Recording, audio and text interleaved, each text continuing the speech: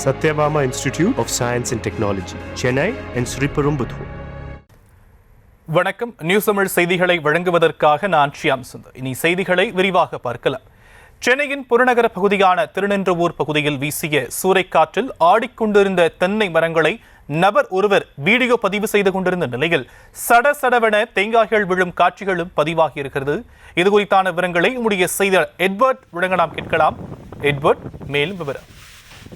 வணக்கம் சாம். சென்னை புறநகர் பகுதியில் மாலை வேளையில மழை பெய்து சூறைக்காற்றுடன் மழை பெய்து இதமான சூழல் நிலவி வருகிறது. தமிழகத்தில் இன்று முதல் கத்திரி வெயிலானது துவங்கும் என வானிலை ஆய்வு மையம் அறிவித்திருந்தது. அதன்படி காலை சென்னை புறநகர் பகுதியிலான ஆவடி, பட்டாரம், திருநின்றவூர், திருமுருவாயில் உள்ளிட்ட பல்வேறு பகுதிகளில் வெயிலின் தாக்கம் அதிகமாக காணப்பட்டது. சாலைகளில் அனல் காற்றும் வீசியது. இந்த நிலையில மாலை வேளையில் திடீரென வானிலை மாற்றம் ஏற்பட்டு மேகமூட்டத்துடன் சூறைக்காற்று வீச துவங்கியுள்ளது.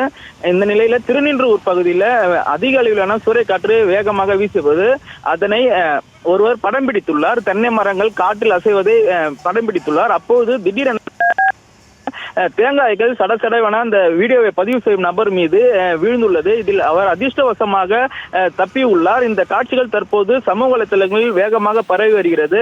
அதிக அளவிலான சூறைக்காற்றின் காரணமாக தென்னை மரங்கள் ஆடுவதும் அதில் அந்த தென்னை மரங்களிலிருந்து தேங்காய்கள் நபர் மீது விழுவதும் தற்போது வைரலாக பரவி வருகிறது. Sham. Satyabama Institute of Science and Technology, Chennai and Sriperumbudur.